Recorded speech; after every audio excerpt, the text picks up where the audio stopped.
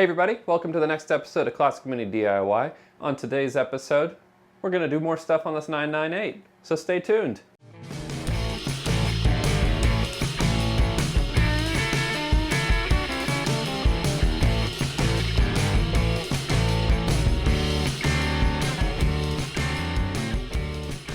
Hey everyone, welcome to the next episode of Classic Mini DIY. So as I said, we are getting more into this 998 motor, but before we get into it all, one quick thing, don't forget there is a 1275 performance head giveaway going on right now. I partnered with 7 Mini Parts and they sent me a high performance head for a 1275 motor. This is going to be an awesome head for whoever wins it. And keep in mind that even if you have a 998 motor, this can be used on that motor if you retrofit the block a little bit on that 998. It's not something that will bolt directly on it, but if you're willing to do a little bit of machine work, you can get these heads to work on a 998 block. Now, that goes on until December 25th. That goes until Christmas. The link is popping up along the bottom of the screen, and it is also in the description of this video. So what am I talking about with all of the project shifting? Well, I was talking to someone that I follow on Instagram. They have an Instagram account called Crafted Classics. They do all sorts of super high performance engine builds, and he gave me some feedback. He said, Colt, that might actually be a rare early Cooper motor, and I didn't have any idea how to check this out, so he sent me some information. These engine stamps and gearbox stamps that are popping up on the screen, he said, hey, go check those out and let's see if this is an original Cooper motor like he thinks it is.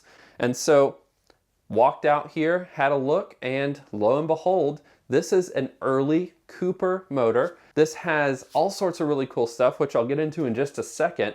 But what that means is that I don't feel comfortable putting a turbo on this motor. And not because I don't think that it would work, but because this motor is getting so rare and so hard to come by, I don't want to take it and kind of bastardize it. I'd really like to keep it original and keep it stock. So what I'm going to be doing is taking this motor, pivoting from a turbo build, I'm sorry guys, and I'm going to be doing a full nut and bolt restoration on this. And since the motor originally came with a dual set of HS2 carburetors, I'm going to take those off of my Bad Wolf Mini and I'm going to turbocharge the Bad Wolf. And I think that's going to be pretty damn rowdy. So I think that's going to be a lot of fun. And basically this motor, the restoration and sale of this motor is what's going to fund, hopefully, the turbo build on the 1293. Now, let me know what you guys think. I think that even though I'm going to turbocharge that motor, I'm going to buy another 998. I have a few leads on some additional ones that are bouncing around over here in Charlotte. And I think what I'll do with the 998 that I purchased after all this, after I get all this stuff done, is I'll supercharge that one. So you guys can get a good look at what it's like to turbocharge a motor as well as supercharging a motor. So I hope you like the new trajectory. And to spice things up a little bit, what I'm gonna do is I'm gonna have a little competition with my good friend Justin here in Charlotte because he has a Cooper S, a 1275. What I'm hoping is that I can convince him to compete with me for power numbers because I'm pretty sure he wants to turbocharge that car as well. So stay tuned for that, but the end goal, the goal is to have the Mini turbocharged and ready to roll for CMU 60, which is 8 months. That's 8 months. And I think that I can do it. I don't see any reason why not, unless there's just huge snags that come into play. But that's the goal. I'm going to take you guys along with me for this whole build process and for the kind of countdown to CMU 60. And then, of course, I will test drive the motor and really put it through its paces there at CMU. But let's dive into the 998 some more, and I'll show you guys how I figured out what kind of motor this was, and then we'll start taking some more of it apart. So let's get going. All right, so the first thing that we're going to look at here is our cylinder head. Now, granted, there are kind of 3 parts of a motor. There's the cylinder head, there's your block, and then your gearbox. And just like in my motor, those things can be mixed and matched. Like, you can put all sorts of different stuff together. These things are you can make pretty much anything work one way or another. So if you have only one of these things, it doesn't necessarily mean you have a full, complete original motor, but you'll want to check all three of them when you're doing something like this. So first thing that we're going to check is our cylinder head. So what we did first is took the two nuts off of this valve cover here, so we'll pull that off and reveal all of our valves here. Now, if you have a keen eye here, you're gonna be able to notice this right off the bat. Maybe, it's kind of hard to see in the camera, but this head has something called double valve springs. So there's a big spring on the outside and a smaller spring that's actually inside the bigger spring. Now, that's an indicator that this is something a little bit unusual. So that's the first thing that we're gonna take a look at. Now, next up is checking the stamp on the actual cylinder head, and you'll find that on the back side of your cylinder head. So this is the side the exhaust comes out on the back side, and what you'll find is some stamped numbers right here. And you should see popping up right over here the stamp that this one says right here, which is what indicates this is a little bit unusual and it's a much earlier head. So that's really cool, and what that means is that at least in part, this motor is early and unusual. Now, the next thing that we're going to want to check is the block number. Now, the stamp on the block is on the back side of the motor. So let's move down here and I'll show you that right now. Now, like I said, we are looking at the back side of the motor. So right down here is your differential and your shifter housing and all that stuff. And right here, it's kind of dark because of the light here. It's kind of dark, but you should be able to see it here. There's a stamp on the back of this, and this is where you're going to look for that stamp number, which is now popping up on the screen so you know exactly what this is reading here because it's very difficult to see. Now, what that means for us is that this block matches this head, and this so far is original as we're moving down the block.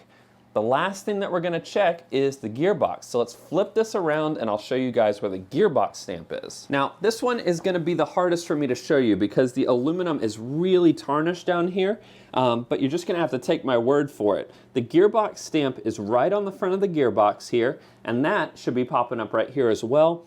That is the gearbox stamp that we have, which indicates that this is also the original gearbox. So what that means is that this is a complete motor. This is an original Cooper motor that deserves a nut and bolt restore, in my opinion. And I think that'll probably be the opinion of a few people that are on the channel as well. What we need to start doing is stripping the motor down and taking everything off of it, because we're gonna need to get this all to the machine shop so it can get really properly cleaned, and then we can get this back in a working state. So somebody who has an original Cooper can stick this in their car if they want to make it period specific. Now, before I start ripping into this and we get into another time lapse, I do want to mention one thing. I said real quickly in the last episode that this has an engine block heater in it. And that's what this little device is right here. This motor came from Canada. It is a Canadian spec motor based on what we have on the engine stamp, and this is what warmed the motor up when it was really cold outside so that it was easier to start in the winter and get going when it's really cold. It's obviously missing a plug here. These are frost plugs, I think is what they're called, so maybe it frosted and one of the plugs popped out. Who knows, but those will need to get replaced. This will get taken out because it's not functional. This one is just really, really worn out, so I'm not going to be putting one of these back in. I'm just going to bring it back to the original 3 plugs. And yeah, I hope that answered the questions about that. There's not a whole lot I can show you just yet, at least not until we get that taken off. So I'm going to get this big thing out of the way because I was just kind of test fitting this while we, on the last episode.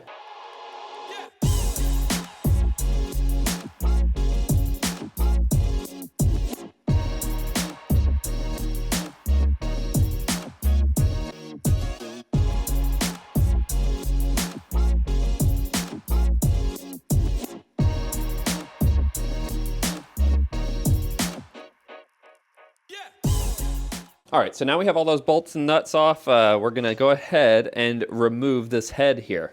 So,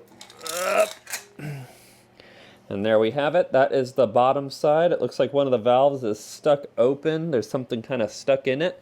And then we have our block there. So set this off to the side. All right, and there is your look. It looks like we had some like dirt daubers in here that have made little homes. I'm sure they're all gone now.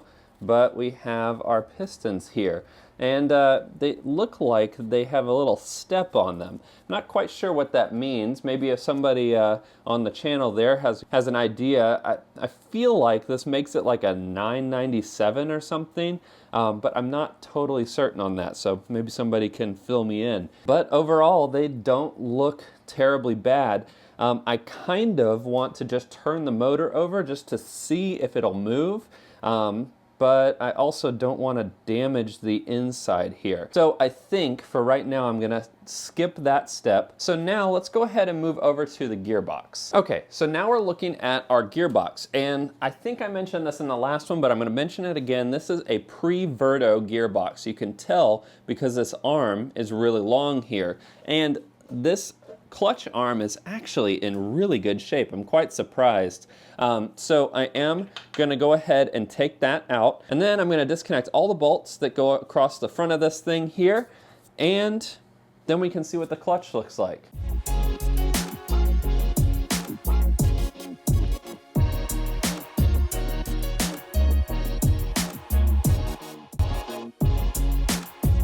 Cool, so I want to stop the time lapse for just a minute because what we're looking at here is the release bearing for this pre-Verto clutch, but this release bearing right here is actually the clip-in kind. It's not the press-on kind like what I have in my 1293. So pretty cool stuff. I'm going to show you guys how to replace this when it comes time, if it's necessary. It's actually in kind of good shape, but this will have to get disassembled and tidied up and cleaned as well. So setting that off to the side. And if we have a look here, this is the original clips that held this clutch in here. Very cool. And our original diaphragm. So what I'm going to do is I'm probably going to keep this, but I am going to, well, we'll see. I might replace the clutch. I don't know for sure. Once we get it off, I guess I'll know better.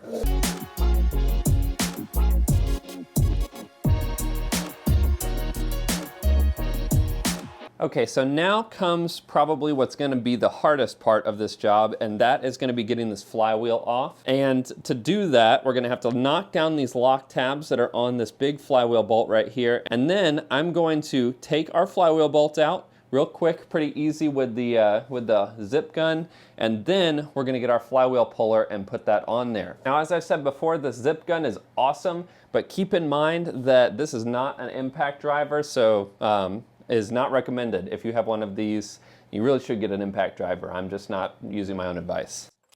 And just like that, our flywheel bolt came off. I'm gonna go ahead and keep this key, and this flywheel bolt is actually in really good shape. So I'm gonna keep this too, especially because it has the cool original wording on it there. It's all stamped on from the factory. The only thing I'll probably replace is this disc right here. Okay, so now comes what is probably one of the more frustrating jobs for most of the people who have to work on these cars, and that is pulling this flywheel. So what you're seeing here is a flywheel puller. 7 Mini Parts carries these things, and they are legit. Make sure you get the high quality one that 7 Mini Parts sells, because the ones that most auto parts shops sell are garbage. They bend, they barely actually work, and it's not worth it. So what we do here is pretty simple.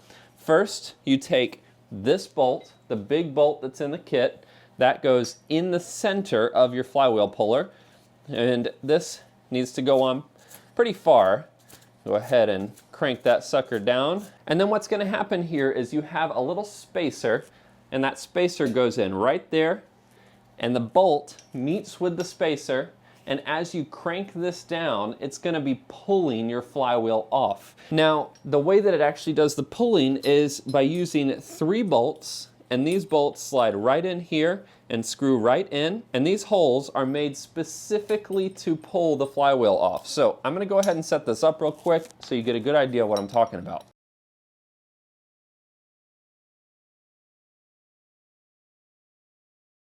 Now, the part that people find the hardest and the part that causes the most headache is when these 3 bolts are not perfectly lined up. So this would be a little catty corner in any direction. And it can even be a tiny little bit of like misalignment, and it will prevent that flywheel from getting pulled off correctly because it really needs a uniform pulling force on it. Now, keep in mind that the flywheel puller kit will come with some other bolts in the event that you don't have one of these old 998 motors. Maybe you have a Verto clutch, something like that. But what we're gonna do is put that spacer in there, and now it's time for the actual fun. And what we're gonna be doing is slowly tightening this and adding pressure. Now, the thing about flywheels is, especially ones that have been sitting like this one most definitely has, when you start to add that force and you actually start to pull it off, it's gonna resist.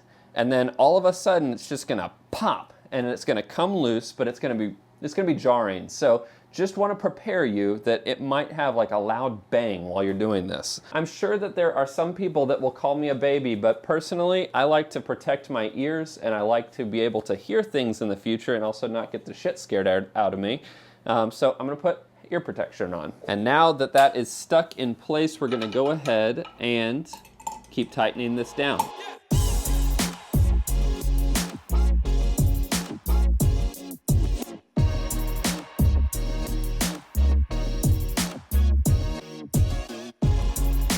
Keep in mind that this is something that can take a little while. Like, this might take a few days. You might need to put some tension on it, give it a few taps right on the end and right on the top and around this a little bit, and then let it sit. And then come back, tap it some more. This is not an exact science, unfortunately.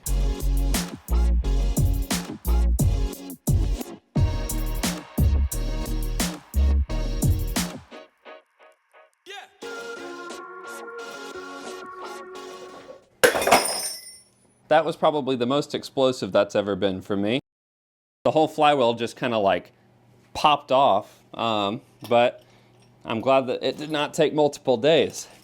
So we have the inside here. This flywheel is going to be a perfect candidate to get refinished and resurfaced at 7 Mini Parts at their machine shop. This is going to look really good when it's done. As you can see, we've got our flywheel puller still on here, and we have a good look at our clutch now. And this looks like a pretty old clutch disc, but it has a lot of meat left on it.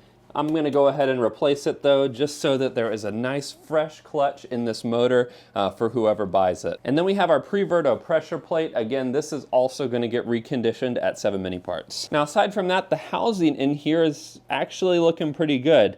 There's nothing too awful and crazy about this. So at this point, we have the motor down to a lot less stuff on it, that's for sure. And I think this is probably going to be where I end this episode. Before I take any more stuff off of this motor, I really want to get it onto the engine stand. That way it's kind of up out of the way and I'm able to drain any fluids that are still in it, because I have a feeling there's some oil sitting down in the bottom of this thing. But what I'll do is I'll get that all set up off screen. We'll come back to the next episode and I'll have this up on the stand and I'll give you guys a full rundown of how I ended up connecting it all up. But for right now, just gonna leave that there. All right, so we made some progress today on this 998, and so far things are still looking pretty good for the motor and its condition. So fingers crossed that we get to the bottom end and we get to all the pistons and everything still looking pretty good. So if you have any questions about what we did on this episode, feel free to post them in the comment section below. Again, if you want to do something like this and you're ready to, tear down a motor, one of the specific tools you're gonna need is that flywheel puller. That is something that you cannot get around. It is something that is required to really get into the bottom end of the motor. It's like the key to the bottom end of the motor, kind of. So let me know what you think about the project roadmap and how all that's gonna shake out. I think that the competition to get the most power out of that 1293 with my friend is gonna be a lot of fun. And the goal is, of course, to get that on the road and back running in about 8 months for CMU 60, which is one of the best classic mini shows here in the United States. So, of course, I will bring it along with me, but I will definitely need your help in both expertise, and if you feel like helping to support the channel, I do pay for all of this stuff out of my pocket. So hopefully this motor will cover the costs of that turbo. But if you like what I'm doing and you like the deep dives into these builds that I'm showing you, consider supporting me on Patreon. Even $1 a month would help a huge amount. So otherwise, that's it for this episode. And until next time, enjoy those minis and motor on.